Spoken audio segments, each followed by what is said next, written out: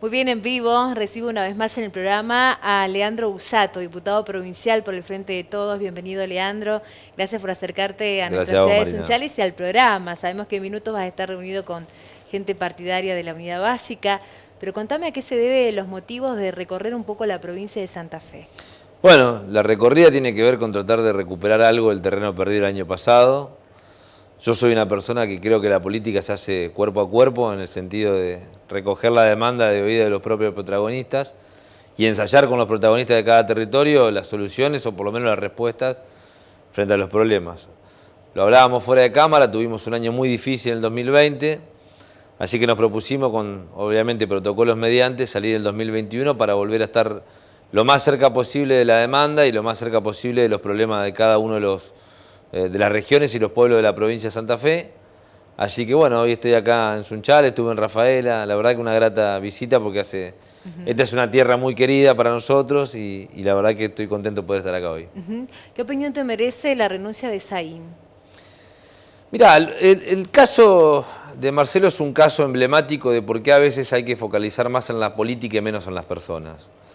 Porque, digamos, me parece que el riesgo que se cometió con Saín es enfocar demasiado en las cuestiones personales de él, algunas de ellas disruptivas y probablemente molestas para la buena comunicación con otros espacios políticos, pero eso te desconfigura de poder analizar algunas decisiones políticas que tomó Seguridad en este tiempo. A ver, la problemática de seguridad en la provincia de Santa Fe, y lo hemos hablado con vos hace años, sí, viene hace por lo menos una década. Somos la provincia con, desgraciadamente, estadísticas más violentas en todo el país. En ese sentido, el 11 de diciembre del 2019, cuando el gobernador asumió, trazó una línea y dijo, de un lado el delito, de otro lado la sociedad y el Estado. Y me parece que lo que intentó hacer Saín en todo este tiempo, y el gobierno fundamentalmente, es llevar adelante una política de combate frontal contra el delito, de terminar con una aparente calma institucional que de alguna u otra manera, por lo menos para nosotros, miraba todo desde la política, desde el Estado, casi tímidamente como las cosas ocurrían. Eso generó un proceso de autonomización policial, falta de gobierno de la seguridad y los resultados se desmadraron durante una década. El ministro llegó de la mano del gobernador, planteó una reforma estructural de la policía, sí, planteó una reforma estructural del sistema de seguridad pública en la provincia de Santa Fe. Que la policía salga a la calle. Que la policía está más presente en la calle. Y eso hoy está todavía en veremos, porque la legislatura no ha tratado esas tres leyes, que son inéditas. Una ley de seguridad pública, Santa Fe es la única provincia, la denominada grande, que no tiene una ley de seguridad pública que establezca los parámetros fundamentales de la seguridad. Una ley del personal policial que reemplace la ley de 1975, que gobierna hoy cómo está orquestada la policía santafesina. O sea, tenemos una ley y un organigrama policial del siglo pasado para los problemas de este siglo. Hay que cambiarla. Y una nueva ley de control policial que reemplace el viejo esquema de asuntos internos. Esas tres leyes que para nosotros son medulares son las que propuso Marcelo, probablemente con algún tono demasiado disruptivo, probablemente con mucha compresión política con la oposición, probablemente cometiendo algunos errores en su discurso, y eso por ahí probablemente también trajo mucha rispidez con la oposición. Así que yo creo que él evaluó que era mejor en este momento dar un paso al costado. Lo que nosotros tenemos que garantizar es que la provincia encuentre un rumbo en seguridad, que creo que es el rumbo que él trazó, que empiezan a tener buenos resultados ese rumbo y que podamos transformar con estas leyes, como te explicaba recién, algunas cosas estructurales que nosotros entendemos hay que modificar, ¿no? Bueno, Leandro, vos venís de la corriente de la militancia, ¿no? De la parte de la cámpora, pero ¿cómo te llevas con Máximo Kirchner? Bien, me llevo muy bien.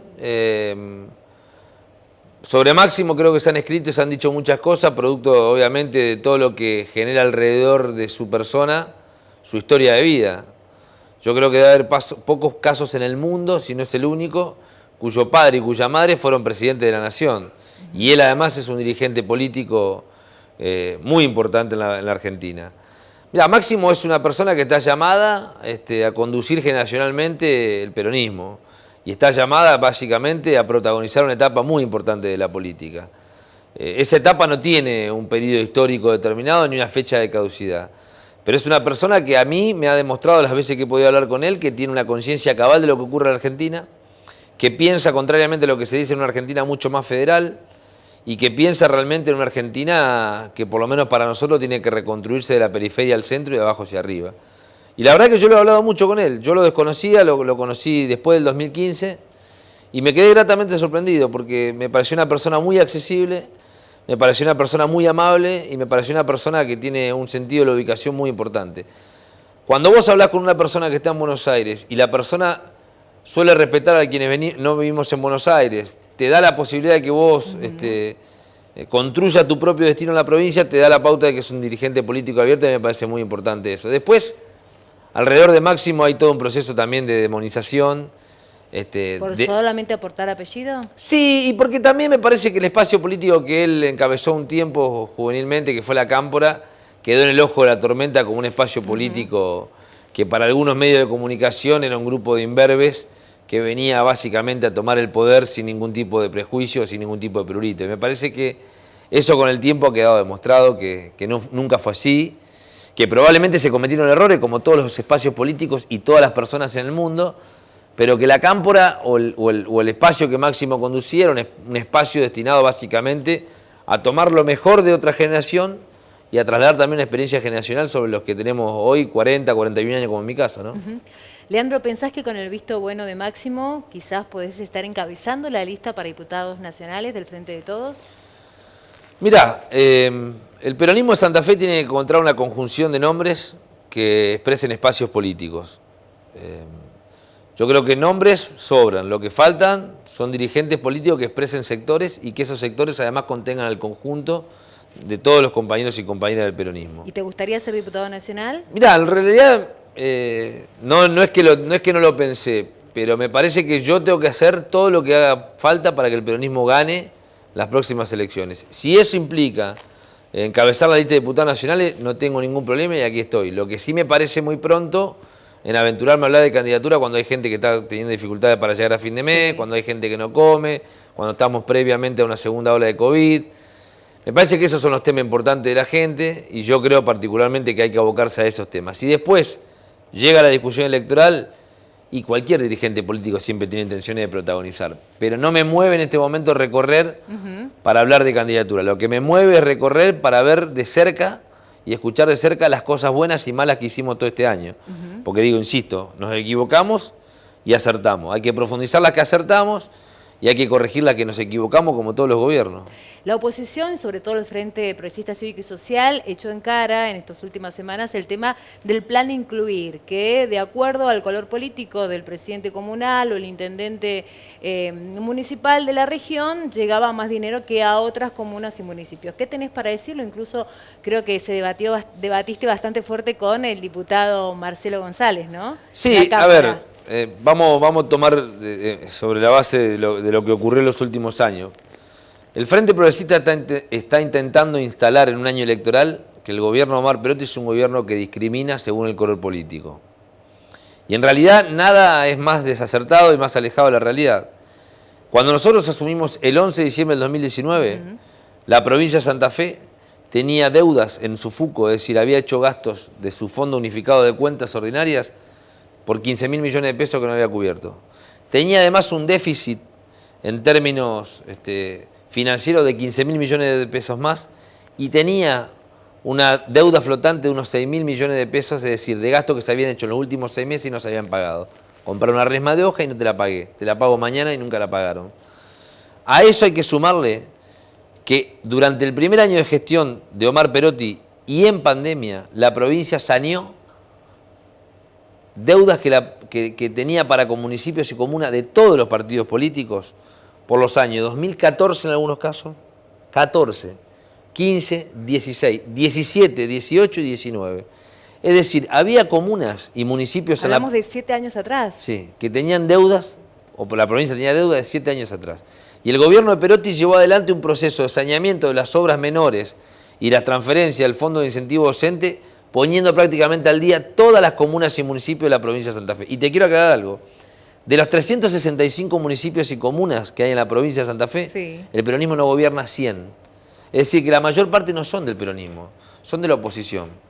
Y por otro lado, en el año 2019, el último año de gestión de Miguel Lifshitz, los fondos de fortalecimiento institucionales, que son el dinero que proviene del gobierno para vecinales, clubes e instituciones, el 88% se distribuyó solamente entre el municipio de Rosario y de Santa Fe.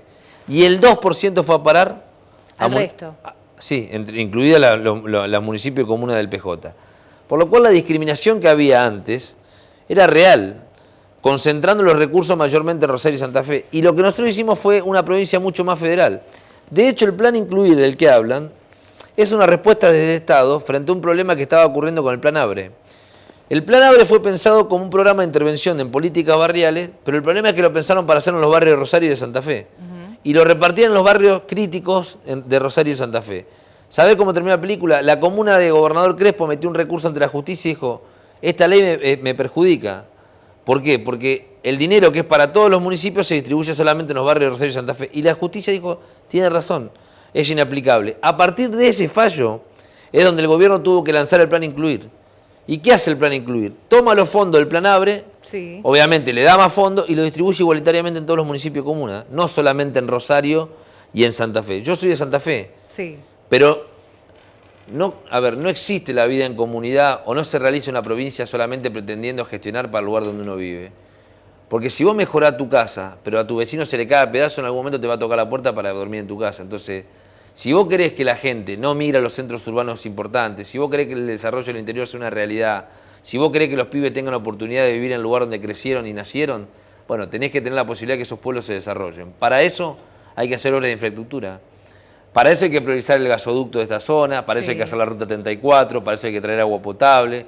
Yo me pregunto, ¿por qué Rosario tiene hoy el 90% de sus hogares conectados a cloaca y en estos lugares de la provincia de Santa Fe, que trabajan, que producen, que generan muchísima riqueza, todavía no hay gas natural y agua potable? ¿Por qué crecemos con tanto desequilibrio? Y lo dice alguien que vive en una ciudad con desarrollo. Sí, ni hablar del norte santafesino, ¿no? Bueno, no, ni hablar. Entonces, estas cosas son las que Santa Fe hace años que no discute. Al Frente Progresista Cívico y Social, fundamentalmente a Miguel Lifchi, que es un dirigente vinculado mayormente a Rosario, le molesta que nosotros replanteemos la discusión del poder en Santa Fe. Y la verdad es que nosotros no vamos a trabajar con la lógica de donde hay más votos una obra. Vamos a trabajar donde hay más necesidades hay una obra. Y por eso, muchas veces, por ser políticamente incorrecto, preferimos venir a anunciar a Sunchales, a Esperanza o a Rafaela, cloacas, agua, gas, o la ampliación de una ruta, antes que ir a Rosario simpáticamente a hacer una cosa que después no podemos cumplir. O hacer en Rosario una obra a costa del dinero que le corresponde a otro lugar de la provincia.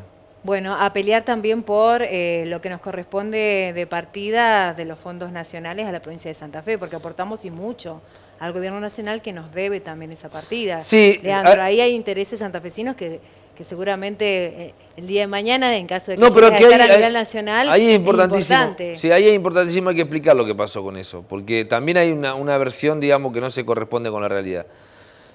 La Nación le detrajo a Santa Fe el 15% de los fondos coparticipables para sustanciar la caja de ANSES desde el año 2001 hasta el año 2015, 14 años consecutivos. En el año 2007, Santa Fe inició un reclamo judicial, 2006-2007.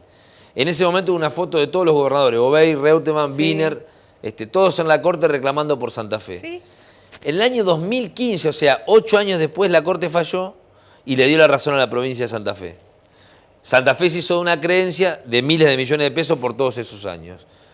En el año 2017 vino Mauricio Macri y le propuso a Miguel Lifchi ingresar al pacto fiscal que implicaba básicamente renunciar a la soberanía respecto al cobro de impuestos provinciales a cambio de que Nación cubriera esa deuda. Y Miguel Lifchi le dijo, ok, estamos de acuerdo, yo cobro la deuda y te entrego la llave del pacto fiscal, que es, por lo menos para nosotros, nocivo para la provincia de Santa Fe. ¿Qué es lo que ocurrió después? En el año 2018 pasó lo que todo el mundo sabía que iba a pasar. Nación no cumplió y la provincia, en manos de Lifchi, inició un reclamo judicial ante la Corte. Una medida para que la Corte le exigiera a Nación cumplir con esa deuda que tenía y evaluó, de acuerdo a los cálculos que la provincia hizo, que la deuda era más de 100.000 millones de pesos de acuerdo a una tasa activa del Banco Nación. La Nación calculó que la deuda era otra y entonces como no se pusieron de acuerdo el tema se trabó en la justicia otra vez. Entonces, ¿cómo estamos hoy? Ese tema que se trabó por la gestión anterior está en la Corte Suprema de Justicia de la Nación esperando que se diga cuánto efectivamente lo que Nación le debe a la provincia de Santa Fe. Y te digo un tema más. Nación acaba de pagarle a San Luis. No le pagó a Santa Fe porque la deuda no está estipulada judicialmente, Pero el dato de color es que por primera vez en los últimos 7 años hay un presupuesto nacional que en uno de sus artículos contempla efectivamente el dinero para pagarle los fondos a Santa Fe. Por lo cual, digamos, yo creo que vamos camino a eso.